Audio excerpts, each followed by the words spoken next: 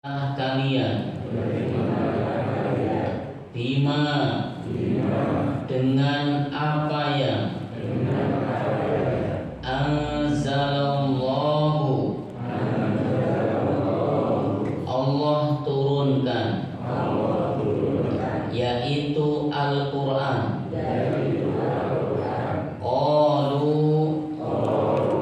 Mereka menjawab, nu'minu, kami beriman, bima dengan apa unzila diturunkan, alaina kepada kami, wa yakfuruna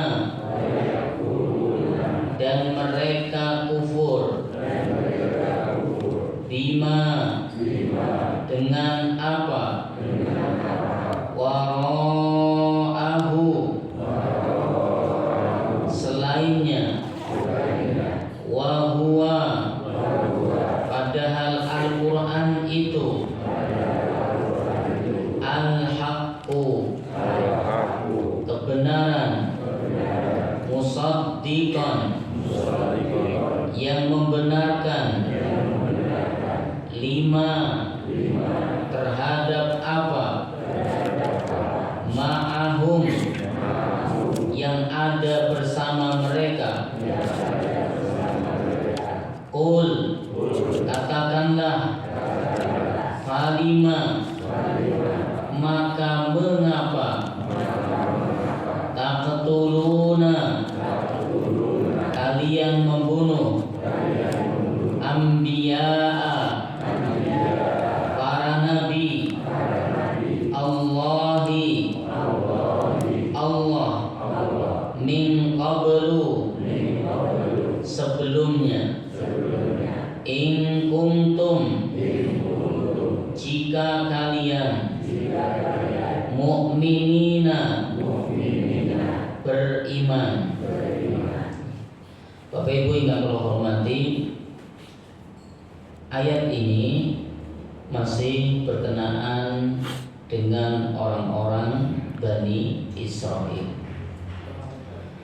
Allah Subhanahu wa taala berfirman, wa idza qila lahum dan apabila dikatakan kepada mereka, aminu berimanlah kalian, bima anzalallahu dengan apa yang Allah turunkan, yaitu kitab Al-Quran. Qalu mereka akan menjawab, nu'minu bima unzila alaina, kami hanyalah beriman dengan apa yang diturunkan kepada kami, yaitu kitab Taurat. Wa yakfuruna bima wara'ah dan mereka kufur dengan apa yang selain Taurat, di antaranya Al-Quran. Wa huwal haqqu padahal Al-Quran itu adalah kebenaran, musaddiqan lima ma'ahum yang membenarkan apa yang ada pada mereka, yaitu Taurat. Qul falima taqtuluna anbiya Allahi min qablu, katakanlah maka mengapakah kalian membunuh para nabi Allah sebelumnya, jika kalian memang orang-orang yang beriman. Allah Subhanahu wa taala menyebutkan ayat ini, Allah berfirman kepada Nabi kita Nabi Muhammad sallallahu alaihi wasallam, wa idza qila lahum dan apabila dikatakan kepada mereka. Jadi kalau engkau berkata kepada orang-orang Yahudi, siapa hum di sini? Orang-orang Yahudi di kota Madinah. Kita tahu pada penafsiran sebelumnya orang-orang Yahudi di kota Madinah, mereka hidup di pinggiran kota Madinah. Terdapat 3 suku, yaitu suku Bani Nadir, suku Bani Qainuqa, dan suku Bani Quraidah. Inilah 3 suku orang-orang Yahudi hidup di kota Madinah. Apabila dikatakan kepada mereka, aminu, berimanlah kalian, berimanlah kalian. Penjelasan Syekh Muhammad Ibn Shalih Al-Utsaimin rahimahullahu ta'ala, aminu, berimanlah kalian, ini tidaklah sekedar beriman dengan membenarkan, ya, tidak sekedar membenarkan.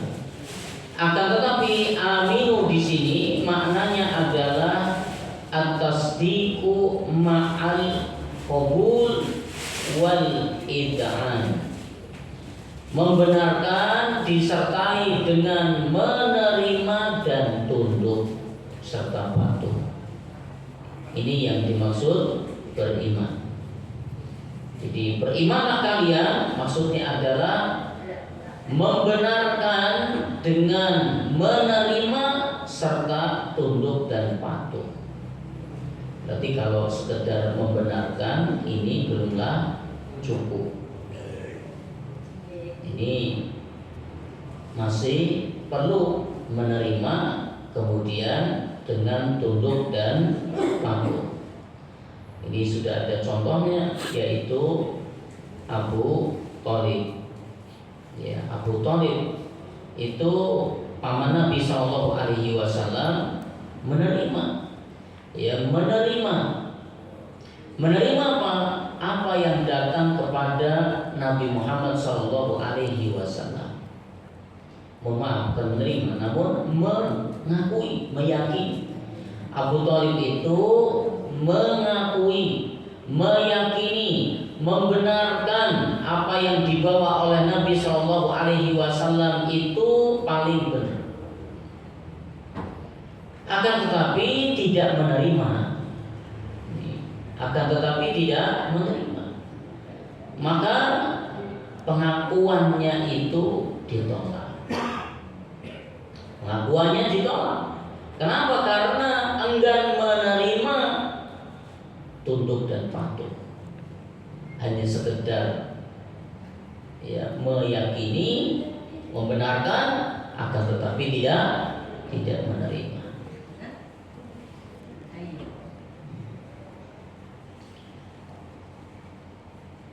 Kalau di dalam definisi para ulama tentang iman adalah meyakini di dalam hati, lalu diucapkan dengan lisan, kemudian dipraktekkan dengan anggota badan.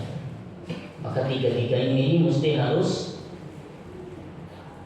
sempurna, tiga-tiganya. Tidak bisa hanya 2 saja, yang 1 ditinggal, hanya 1 saja, yang 2 ditinggal, tidak bisa. Ya, buktinya orang munafik, lisannya mengucapkan beriman, akan tetapi hatinya mengingkari. Abu Thalib, ya, dia membenarkan dengan hati, akan tetapi lisan tidak mengucapkan beriman. Maka dua-duanya tertolak. Mesti harus tiga-tiganya ini, ya, meyakini dalam hati, kemudian diucapkan dengan lisan sebagai ikrar iman, dan pembuktian dengan anggota badan. Maka tiga-tiganya harus, barulah dikatakan iman. Kalau pengertian Syekh Muhammad Ibn Shalih Al-Utsaimin dalam tafsir ini, aminu, berimanlah kalian wahai orang-orang Yahudi. Dengan apa? Dengan membenarkan disertai menerima dengan tunduk dan patuh. Ini arti aminu. Aminu, berimanlah kalian. Beriman terhadap apa? bima anzalallahu, dengan apa yang Allah Subhanahu wa taala turunkan. Apa sih yang Allah turunkan kepada Nabi sallallahu alaihi wasallam? Al-Qur'an. Allah turunkan kepada Nabi kita yaitu kitab Al-Qur'an. Qalu, mereka menjawab, nu'minu bima unzila alaina, kami hanyalah akan beriman dengan apa yang Allah turunkan pada kami saja. Artinya, apa yang diturunkan kepada mereka sebagaimana yang dimaksud ucapan mereka yaitu kitab Taurat, diturunkan kepada orang-orang Yahudi. Ucapan mereka ini terbantahkan, ya, terbantahkan dengan apa? Dengan bukti. Ya. Kalau mereka berkata, nu'minu bima unzila alaina, kami beriman hanya terhadap apa yang diturunkan pada kami saja. Kenapa terbantahkan? Yang pertama adalah apa yang diturunkan mereka? Kitab Taurat. Siapa yang menurunkan? Allah Subhanahu wa taala. Kitab Taurat yang menurunkan Allah Subhanahu wa taala.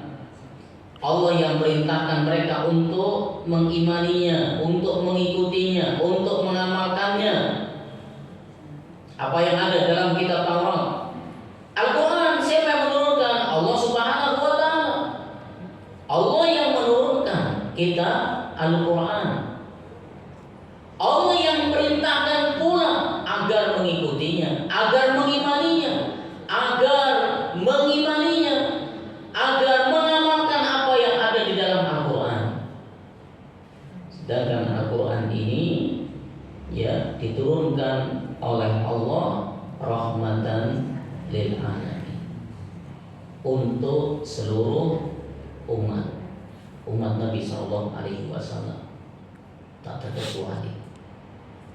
Termasuk adalah kaum Yahudi yang hidup di zaman Nabi sallallahu alaihi wasallam. Jadi Al-Quran yang menurunkan Allah, kitab Taurat yang menurunkan Allah, Allah yang perintahkan untuk mengamalkan Al-Quran sebagaimana Allah memerintahkan mereka orang-orang Yahudi untuk mengamalkan kitab Taurat.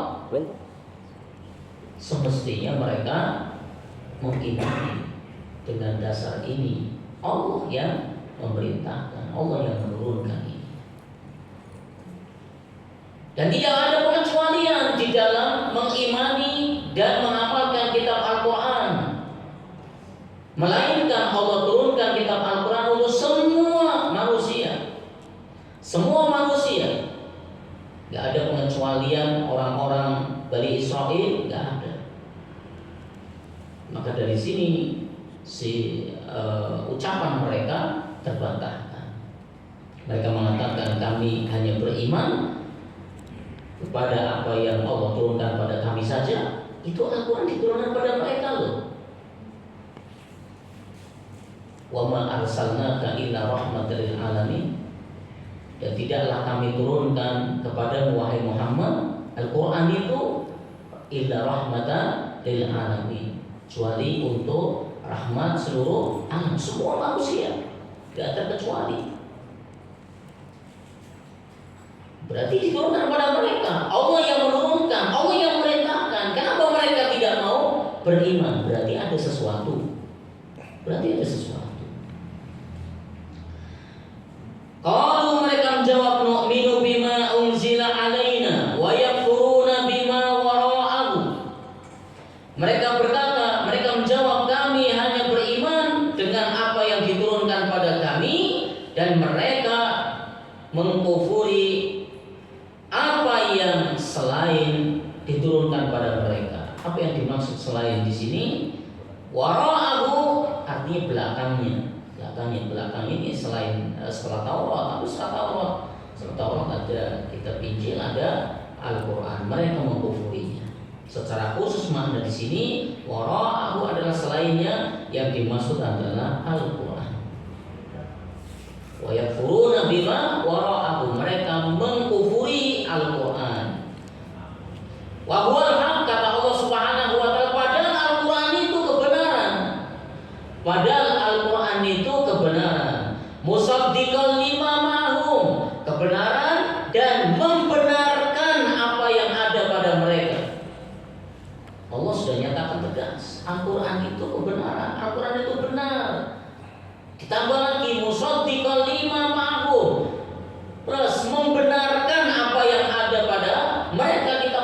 Kitab Taurat Allah yang menurunkan, isinya adalah kebenaran. Al-Quran diturunkan oleh Allah, kebenaran yang membenarkan apa yang ada di dalam kitab Taurat. Ini Allah mengungkapkan juga argumennya. Ya, kenapa mereka nggak mau mengimani Al-Quran? Padahal Al-Quran itu adalah kebenaran dan membenarkan apa yang ada dalam kitab Taurat. Bukti kalau dalam kitab Taurat itu ada, ya, adalah kebenaran yang dibenarkan oleh Al-Quran. Di dalamnya ada kabar tentang akan diutusnya seorang nabi, seorang rasul yang terakhir dengan ciri detail. Sifatnya, ciri-cirinya detail Allah jelaskan di dalam kitab Taurat, sehingga Allah gambarkan ya'rifunahu kama ya'rifuna abna'ahum. Saking detailnya ciri nabi dan rasul terakhir, sehingga mereka ya'rifunahu, mereka mengenali sosok nabi dan rasul yang bakalan Allah utus, kama ya'rifuna abna'ahum, seperti mereka mengenali anak-anak mereka. Seperti mereka mengenali anak-anak mereka. Mereka punya anak 2, 3, satu persatu mengenali dengan detail, si A cirinya begini, ya anak yang kedua, anak ketiga, hafal. Seperti itulah mereka mengenali, ya, sosok nabi dan rasul terakhir yang bakalan Allah utus. Tapi mereka tolak. Ya, mereka tolak. Berarti mereka tolak ini bukan karena argumen mereka, saya atau kami hanya beriman pada apa yang Allah turunkan pada kami, melainkan apa? Melainkan ada sesuatu pada diri mereka. Sejatinya mereka kufur kok. Sejatinya mereka kufur. Apa bukti lain kalau sejatinya mereka kufur? Sejatinya mereka kufur. Bukti lain adalah ketika ditinggal oleh Nabi Musa alaihi salam. Ketika ditinggal oleh Nabi Musa alaihi salam kurang lebih selama 40 hari, apa yang dilakukan oleh mereka orang-orang Bani Israil? Menyembah patung anak sapi yang mereka curi dari Mesir. Ya. Mereka curi dari Mesir. Ditinggal oleh Nabi Musa alaihi salam, ya, ke Bukit Sinai. Ternyata mereka menyembah patung anak sapi. Ini bukti jelas. Bukti yang mereka mengatakan kami beriman pada Taurat. Nah, faktanya tidak demikian. Ditambah lagi Allah Subhanahu wa taala berfirman dalam kelanjutan ayat ini, "Qul," katakanlah wahai Muhammad, kalau mereka menjawab demikian, kami hanya beriman terhadap apa yang diturunkan kepada kami. Katakan coba kepada mereka orang-orang Yahudi di kota Madinah, "Falimatak turun." Terus mengapa kalau kalian mengatakan kalian beriman kepada kitab yang diturunkan pada kalian, "Falimatak turuna anbiya Allah min qablu." Mengapa kalian membunuh para nabi Allah yang diturunkan kepada kalian? Orang-orang Bani Israil dulu itu tidak lepas dari nabi dan rasul yang menyertai mereka. Satu nabi rasul wafat, Allah ganti yang lain. Satu nabi rasul wafat, Allah ganti yang lain. Terus ada terus tuh para nabi dan rasul yang hidup di zaman Bani Israil. Ya, kalau sisi ini kurang apa mereka? Terus ada nabi yang menyertai mereka. Nah, kalau mereka mengatakan beriman kepada apa yang diturunkan mereka, terus kenapa para nabi yang menyertai mereka kok mereka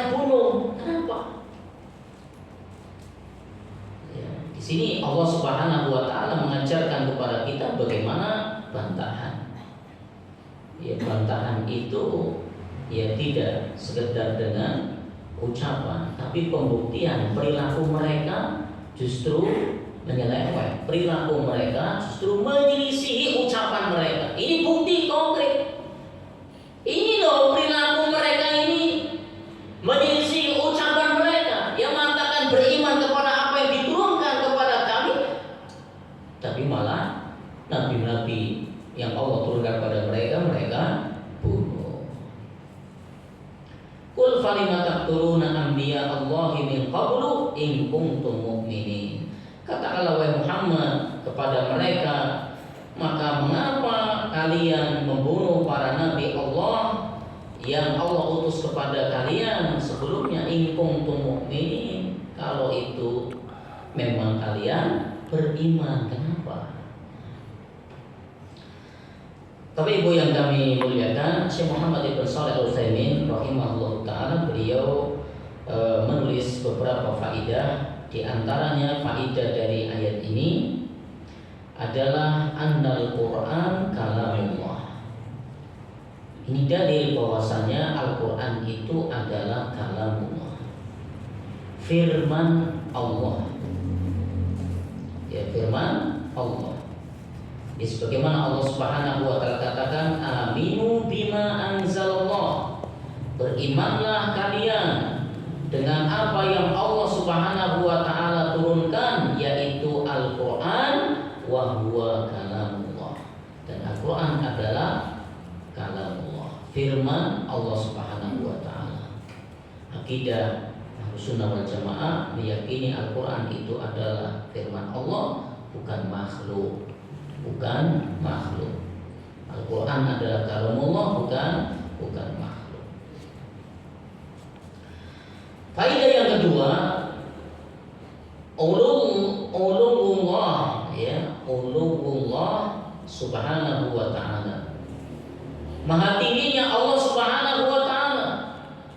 Zatnya Allah Subhanahu wa taala berada di atas. Allah Subhanahu wa taala berada di atas zatnya. Al-Quran adalah kalamullah, sehingga Allah Subhanahu wa taala mengatakan bima anzalallah, dengan apa yang Allah turunkan. Logika mengatakan turun itu dari atas ke bawah. Ini menjadi pembuktian bahwasanya zat Allah ada di atas. Apa yang Allah turunkan berupa kalamullah, yaitu firman Allah Subhanahu wa taala. Faedah yang ketiga adalah ayat ini menunjukkan kedustaan orang-orang Yahudi. Kedustaan orang-orang Yahudi, di mana Allah Subhanahu wa taala berfirman, nu'minu bima unzila alaina. Jawaban orang-orang Yahudi ketika disuruh beriman kepada Al-Quran, mereka menjawab, nu'minu bima unzila alaina. Kami hanya beriman kepada apa yang diturunkan kepada kami saja, yaitu kitab Taurat. Akan tetapi ucapan ini penuh kedustaan. Bukti kedustaannya adalah kalau mereka mengatakan demikian, semestinya kitab Taurat itu yang menurunkan Allah, kitab Al-Quran yang menurunkan Allah, sama-sama Allah perintahkan. Ketika Allah turunkan Taurat, Allah perintahkan mereka, orang-orang Yahudi, untuk mengimaninya, untuk mengamalkannya. Ketika Al-Quran turun, Allah perintahkan untuk mengimaninya, untuk mengamalkannya, tanpa terkecuali manusia yang ada di zaman itu sampai hari kiamat, termasuk adalah orang-orang Yahudi. Mereka selisih di sini. Yang kedua, Al-Quran itu benar dan membenarkan kitab Taurat. Semestinya kalau Al-Quran itu diturunkan oleh Allah, kebenaran, membenarkan isi yang ada di dalam kitab Taurat, otomatis mereka juga mengimani. Bukti yang ketiga, ya, mereka itu dusta ucapannya. Kalau mereka beriman, semestinya nabi-nabi yang Allah utus kepada mereka enggak mereka sakiti. Apalagi kok sampai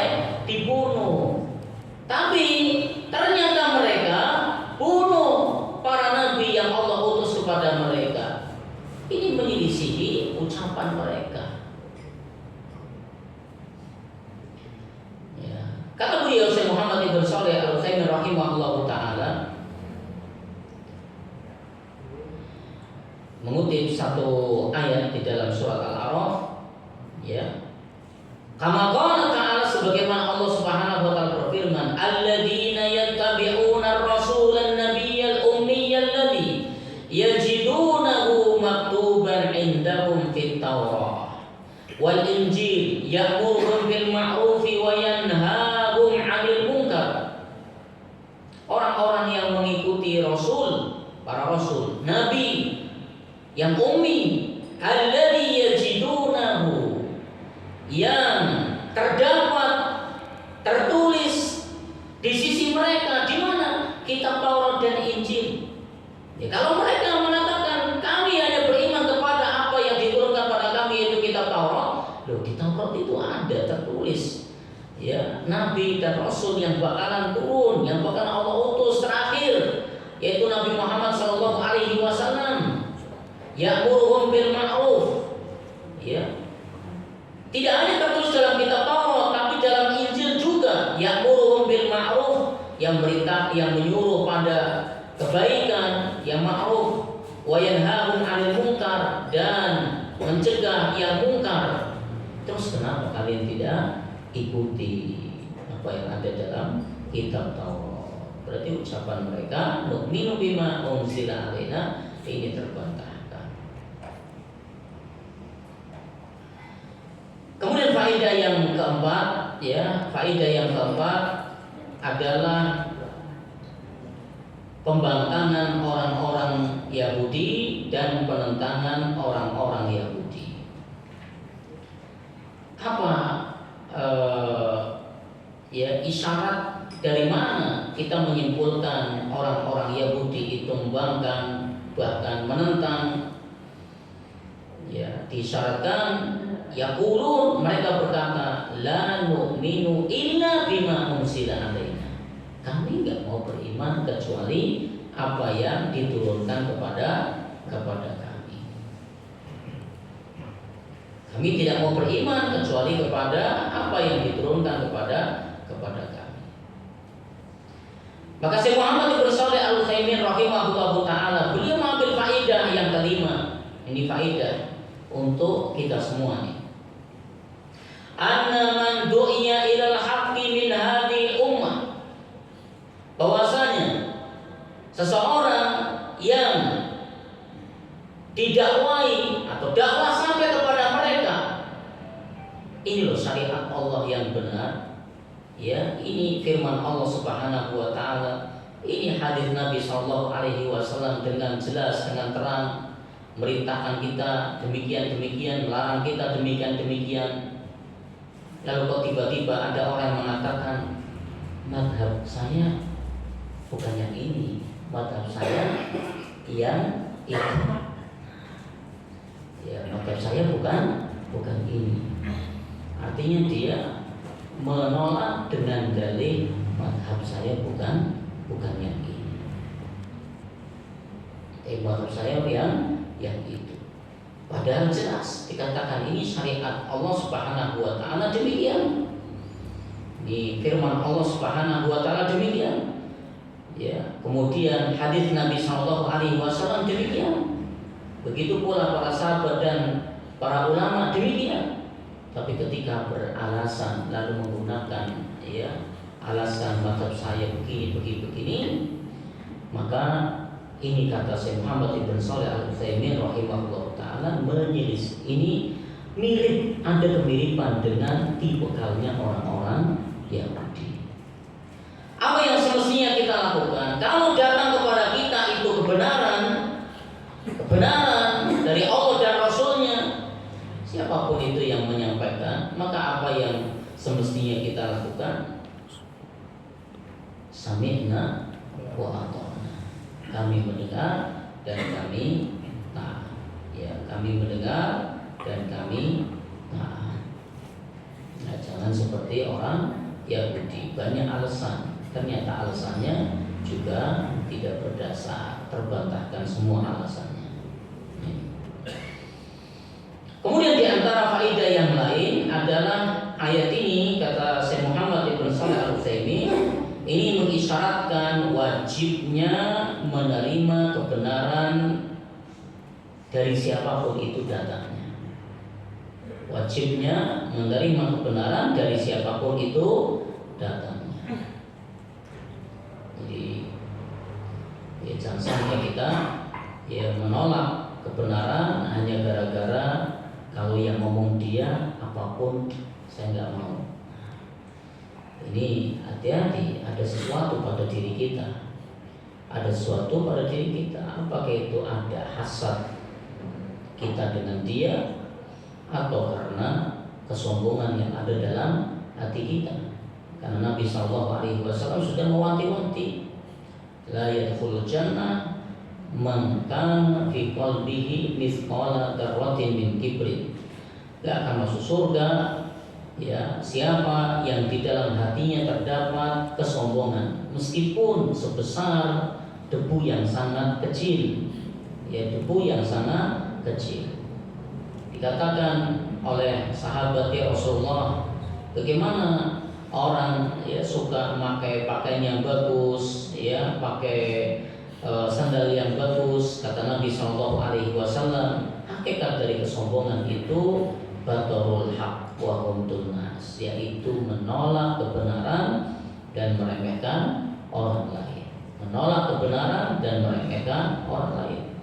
Maka kalau kita dalam hati kita sulit untuk menerima kebenaran dari seorang yang menyampaikan dakwahnya kepada kita, maka evaluasilah diri kita ini, ada sesuatu apa dalam hati kita sehingga kita menolaknya. Kenapa? Apakah karena kita hasad kepada dia, atau karena ada kesombongan di dalam diri kita? Kalau itu ada kesombongan, hati-hati. Kalau itu ada hasad, maka hati-hati. Keduanya ini sifat yang Allah cela. Keduanya sangat membahayakan. Nabi SAW pernah dahulu ya ketika melihat seorang yang makan menggunakan tangan kiri, maka Nabi SAW tegur, makanlah dengan tangan kanan. Orang ini dia menolak nasihat Nabi SAW dengan alasan yang tidak benar. Dia mengatakan bahwa tangan saya tidak bisa mengangkat, tangan kanan saya tidak bisa mengangkat. Maka Nabi SAW doakan, kalau memang menolaknya ini karena hanya alasan, ya Nabi mendoakan tangan kanannya benar-benar tidak bisa diangkat. Maka betul Allah Subhanahu wa taala kabulkan doa Nabi sehingga tangan kanannya betul-betul tidak bisa diangkat. Maka di sini Bapak Ibu yang kami muliakan, ya dari siapapun itu datangnya nasihat, ya kalau nasihat itu baik, nasihat itu benar, maka jangan ditolak. Kita berusaha untuk mengamalkan apa yang kita terima berupa ilmu dari siapapun. Wallahu a'lam bishawab. Demikian mungkin Bapak Ibu yang bisa kami sampaikan pada kesempatan kali ini. Ya, mohon maaf tidak sampai waktu dibolehkannya sholat subuh. Tidak salah masih sekitar mungkin 10 menit lagi. Ya, semoga apa yang kita pelajari menjadi ilmu yang bermanfaat. Kita akhiri dengan baca doa untuk majelis. Subhanallahumma wa bihamdika asyhadu an la ilaha illa anta astaghfiruka wa atubu ilaik. Wassalamualaikum warahmatullahi wabarakatuh. Waalaikumsalam.